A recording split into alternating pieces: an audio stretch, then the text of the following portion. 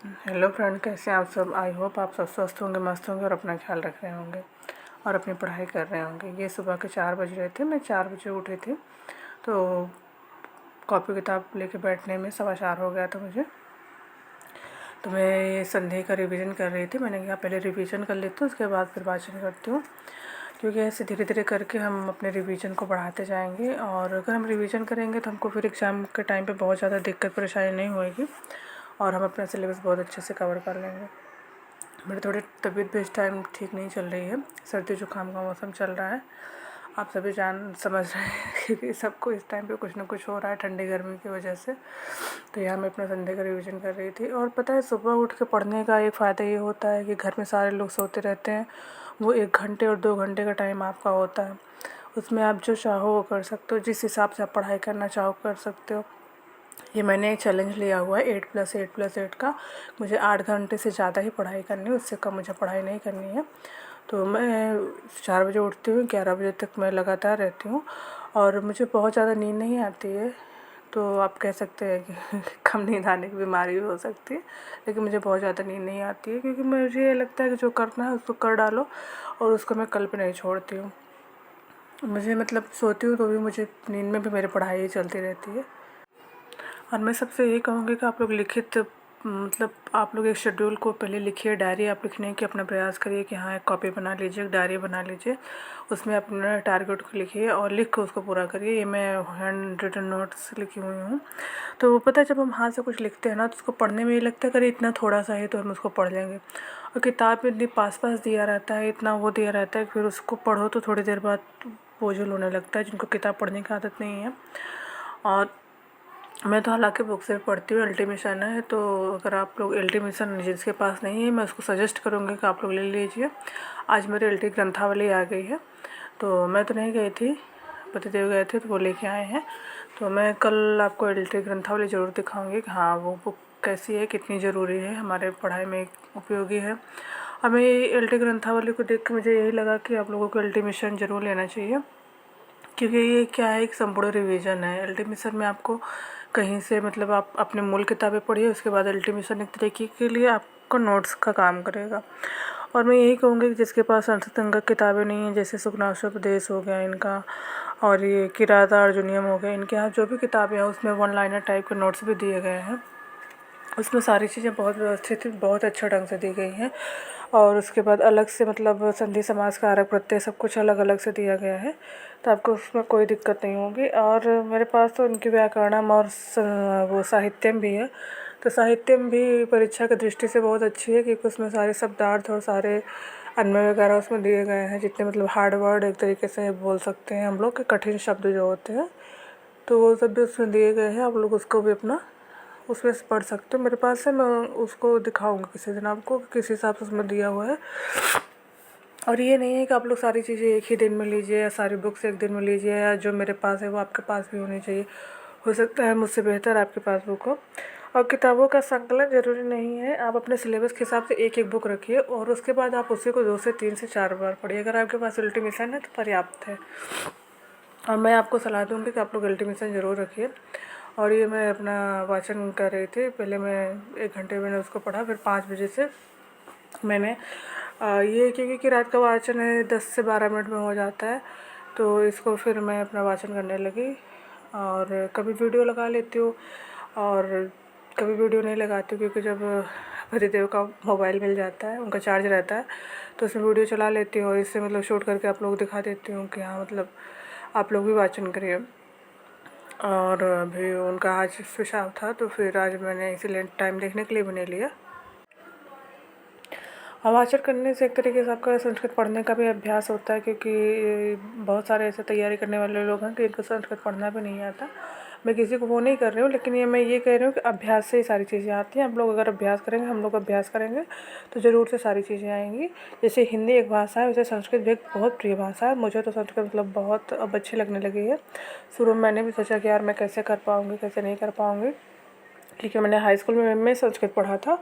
फिर मेरे एक भैया तैयारी करते हैं, तो उन्होंने सजेस्ट किया कि तुमको एलटी देना हो हिंदी से, तो तुम संस्कृत से 12 कर लो। तो फिर मैंने अभी 1 साल पहले संस्कृत से मतलब 12th भी किया था, मतलब 12 पास किया था। तो मैं अगर चाहती हूँ तो हिंदी से भी अप्लाई कर सकती थी, क्योंकि मैंने 2 नाव में पैर रखना उचित नहीं समझा।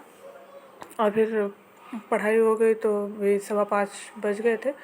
तो मैंने कहा कि जो है मैं अपना काम भी घर का कर लेती हूँ, क्योंकि घर के काम हुए रहते हैं तो बहुत सारा मतलब आराम रहता है कि बाद में। और फिर पूजा भी करना होता है भगवान को, मतलब धूप दीप वगैरह उठती तो बिना ऐसे झाड़ू पोछा नहीं कर सकते ना, मतलब मेरा मन नहीं मानता है। बाकी आप कर सकते हो, क्योंकि भगवान ने ये नहीं कहा है कि पहले आप मुझे देखिए, भगवान ने ये कहा है कि पहले आप अपना परिवार देखिए, आपको घर के लोगों को खुश रखिए, उसके बाद मुझे देखिए। लेकिन मेरी आदत है, मुझे सुबह नहाना पसंद है, मतलब मैं सुबह ही अपना नहाने धोने का काम करना मुझे सही लगता है।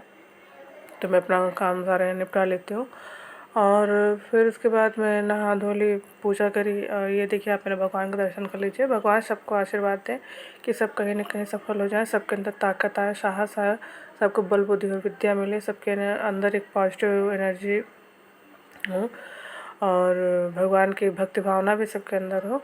क्योंकि मेरा मानना ये है कि अगर आप पॉजिटिव व्यक्ति होते हैं, अगर आप थोड़े से आध्यात्मिक होते हैं, तो आपको दिमाग बहुत ज़्यादा टेंशन नहीं लेता है। और शिव जी मेरे मतलब इष्ट देव हैं, तो उनकी कृपा है मुझ पे है, मैं चाहती हूँ आप सब पे भी हो। क्योंकि भगवान शिव के दरबार में जो गया वो कभी खाली हाथ लौट के नहीं आया, ये मेरा प्रत्यक्ष अनुभव है।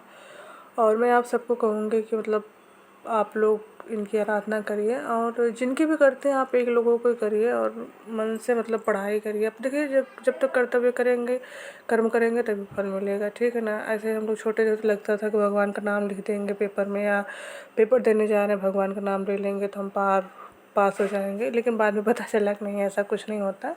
जो पढ़ के जाओगे वही एग्ज़ाम में आएगा। तो मुझसे सब पूछते हैं कि आप अपना GK GS कहाँ से तैयार कर रही हैं, या तो मैं अपनी फ्री क्लासेस कहाँ से करूँ। तो ये टीचिंग बाय रोजगार विथ अंकित है, इसमें से आप लोग कई सारे लोग जानते होंगे। तो वहाँ पे फ्री क्लासेस चल रही हैं GK GS की, तो आप लोग वहाँ से कर सकते हैं। मैं एक बार फिर चैनल का नाम बता देती हूँ, टीचिंग बाय रोजगार विथ अंकित। तो वहाँ पे जैसे कि GK GS की सारी क्लासेस वहाँ पे फ्री चल रही हैं। करंट अफेयर सर पढ़ा रहे थे 6 बजे, जैसे मेरा एक मन हुआ तो मैंने कहा कि ले लेती हूँ। फिर मैंने कहा कि इसको मैं नोट भी कर लेती हूँ, क्योंकि जैसे कि अगर आप नोट कर लेते हैं तो आपको बाद में वो चीज़ें याद रहती हैं, और आपको रिवीजन करने में आसानी होती है। और इनके यहाँ फ्री पढ़ाया जा रहा है, तो सुबह इनकी करंट अफेयर से शुरू होती है। और मेरा मानना है कि करंट अफेयर आप लोग तैयार रखिए, क्योंकि करंट अफेयर आजकल ऐसा हो गया है, हर एग्ज़ाम में 5, 6, 7 नंबर के करंट अफेयर निश्चित आएगा, और इसमें कोई शक नहीं है। क्योंकि ज़्यादातर आजकल सवाल करंट अफेयर से ही बनने लगे हैं। मैंने मतलब जितना परीक्षा का पैटर्न देखा हुआ है, और मेरा पेट का भी मैंने डाला हुआ था, तो पेट का भी मेरा आ गया है। मेरा सेंटर बनारस में है, जिसका भी बनारस होगा बताएंगे। वैसे मेरा मन तो नहीं कर रहा है जाने का, क्योंकि तैयारी बहुत ज़्यादा नहीं हुई है, लेकिन फिर भी हुई है। मेरे पास पेट की भी किताबें हैं, रोजगार भी अंकित की है, लेकिन बहुत अच्छी किताब है। GK GS के लिए भी मैं उसको भी पढ़ती हूँ, दिखाऊंगी मैं किसी दिन। तो मैंने अपना जो टारगेट लिया था, मैंने शाम तक लगभग अपने सारे टारगेट को मैंने क्लियर किया, पूरा किया। ये भी सुबह का ही टाइम है, क्योंकि देखिए हर समय तो मतलब नहीं दिखा सकते, लेकिन हाँ अपना टाइम टेबल मैं आप लोगों को शेयर करूँगी। आप लोग अपने हिसाब से उसको एडजस्ट करिए। मैं टाइम नहीं लिखती हूँ, क्योंकि ऐसे होता है जैसे मैंने लिख लिया कि मुझे 8 बजे ये पढ़ना है, और फिर मैं 8 बजे नहीं पढ़ पाए, तो बाद में बहुत टेंशन होती है कि यार मैंने पढ़ा नहीं इतनी बजे, तो अपने कोई टारगेट पूरा नहीं कर पाते हैं। और मैं आपको कहूँगी, अगर आप गृहिणी हैं, आपके पास टाइम का अभाव है, तो आप लोग टाइम मत लिखिए, और अपना शेड्यूल लिखिए कि हाँ मुझे बस इतना पढ़ना है, उसको किसी भी हाल में पूरा करके तब सोइए। जो नहीं पूरा होता इस पर क्रॉस करिए, और उसको फिर अपना आराम से बाद में पढ़िए। और यहाँ पे मैं ये अभिज्ञान शाकुंतलम का अल्टीमेशन से दोबारा रिवीजन कर रही थी। तो यहाँ पे जो जो पॉइंट्स मुझे लग रहा था कि हाँ ये मिसिंग है, क्योंकि किताब से पढ़ा हुआ था उसकी भूमिका से, तो मैंने यहीं पे नोट कर लिया था कि हाँ ये भी होना चाहिए इसमें। और देखिए, रिवीजन बार बार जितना आप करेंगे उतना ही अच्छा है। आपके पास जो भी किताब है, जो भी बुक है, जो भी चीज़ें, आप लोग रिवीजन करिए। अब मैं एक बार ये कहूँगी, अगर आप लोग के पास किताब है तो आप लोग उसकी भूमिका ज़रूर पढ़िए। भूमिका पढ़ने से क्या होता है कि हमारी सारी चीज़ों जो होता है क्लियर हो जाता है, क्योंकि भूमिका से 1-2 सवाल ऐसा पूछ लेता है ना, जो हमारे किसी नोट्स में नहीं होता है, और उसको हम जब पढ़े रहते हैं तभी हमको ध्यान आता है। और एक बात बता दो, संस्कृत के विद्यार्थियों को आँख और कान दोनों का तेज होना चाहिए। कान का इस प्रकार से तेज होना चाहिए कि जो गुरुजन बताए उसका स्पष्ट सुनना चाहिए, और आँख का इस प्रकार से तेज होना चाहिए कि आप अक्षर टू अक्षर देखिए कि कहाँ हलंत है, कहाँ विसर्ग है, कहाँ क्या वर्ड है, आपको सारी चीज़ें क्लियर होनी चाहिए।